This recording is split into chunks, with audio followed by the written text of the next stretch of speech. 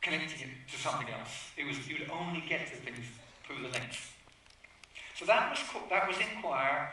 I used it only myself for keeping track of what I was doing in 1980. And so, moving on to 1989, in between, I'd been a software programmer. I'd worked for various companies. I'd worked on lots of interesting things. But back in 1984, I'd gone back to CERN, worked there as a fellow. And 1989, well, 1989 was an important year in lots of places. It was an important year in Poland, with solidarity and the end of communism. It was a lot of people remember it for later. A little while after that, the Berlin Wall was starting to was taken apart piece by piece. In the history of this technology, in March of 1989, I wrote a memo. I wrote a memo because I really wanted to make a hypertext system which would connect all these things. And somebody told me I should write a memo about it. So I wrote a memo in March. And on the cover was this picture. And it shows a bit how I think. If I didn't have a big screen here and we were in a small room, I'd probably be talking by using a whiteboard, getting out a pen, drawing circles and arrows. And I draw circles and arrows because you couldn't explain most things with circles and arrows because you can explain how things relate. Now, on the cover of this document, I put a picture showing that the proposal, the thing in the middle, is described by a document, and that I, down in this corner, wrote the document. And here is a bit of the organizational chart of CERN. So all kinds of relationships are shown on here. And the idea was that the web, well, the thing there, I called it mesh. I haven't thought of the word World Wide Web yet. The idea was that we should be able to capture the relationships between things. And that's what I put in the memo. And I sent the memo around to various people. There was nowhere, as I said, at CERN really, which was tasked with making things like this. But my boss, fortunately, was very, I think he had a twinkle in his eye. And in fact, later on, I put the memo around again, because somebody again said, oh, what about that hypertext project? And I said, I sent you a memo. And they said, oh, you did? Could you send it to me again? So I sent it around again. This time I put at the top, March 1989, May 1990, just to show the original one of being more than a year ago. And so that memo around, and it's the same memo with a new date on it. And again, nothing really happened. Nobody said, oh, Tim, we really are excited. Here's a team of 6 people to go build it. But it turns out that when my boss, Mike Sandel, he died about 10 years after this, and looking through his things, people found a copy of the memo, and in the top corner, in pencil, he'd written on the top of the cover, vague but exciting. And that, so I wonder what would have happened if he'd have just written vague. Because in fact what happened was in September of that year, he realized that I wanted to buy a computer. Steve Jobs had just produced a machine called the Next. It was this black magnesium cube, really fancy Unix computer. I was excited about using it. I wanted to try it out. And so Mike said, why don't we buy 2 of these Next machines? And we'll have to test them. And they're supposed to be really good development platforms for developing new programs. So why we'll need some kind of program just to play program to test it with. And so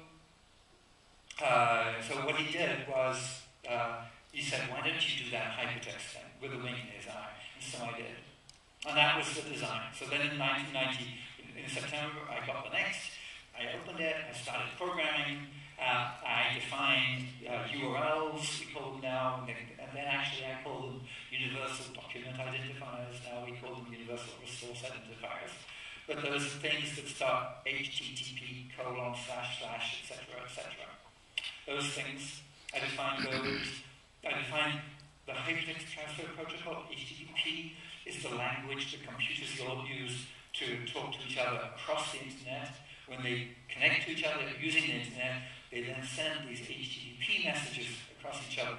And those HTTP messages carry the information about the web pages. And those web pages are written in a language called HTML, Hypertext Markup Language. So that was the design. And this is the diagram which I made and put in my talks at that point. It shows at the top a set of different, I'm not sure if it's bright enough for you to see here, but it shows lots of different types of computer at the top, lots of different users at the top, talking through this connection bus, this pink bus, to lots and lots of different servers. And the important thing is, of course, that any computer can talk to any server. And the reason that works is that in this pink arrow is the set of protocols, the set of open, royalty-free protocols, the specifications of URIs, HTTP, HTML, are open and shared by everyone. A very important point in that was that after about 18 months, CERN was persuaded to make a statement to say that they would never charge royalties on the World Wide Web technology. That was a really important step. A lot of people had been frightened by another system called Gopher, which was invented at the University of Minnesota, and the university said, maybe we will charge royalties for Gopher. And then everybody dropped Gopher, and they went to the web, and they said to me, what's the story? So it was very important that we said, it'll be royalty-free. That has been a really important thing ever since then. So the design, as I said, the important thing is it's universal. It can apply to anything. It can apply no matter what hardware platform you've got, which in those days was whether you had a mainframe computer or a mini computer or a desktop computer. Now it's whether you have a laptop or a phone or a smartphone. Now, then, as now, it should work whatever operating system you use. It had to be independent of where you get your software from. It was really important that different people could write web browsers. This was not the web isn't a program, it's a protocol. All the programs speak the same standards so that you can buy your browser from lots of different places. It's really important that it should be independent of the way you connect to the internet. Some people, nowadays, a lot of people go wireless. In those days, people sometimes would connect through other networks to get to the web.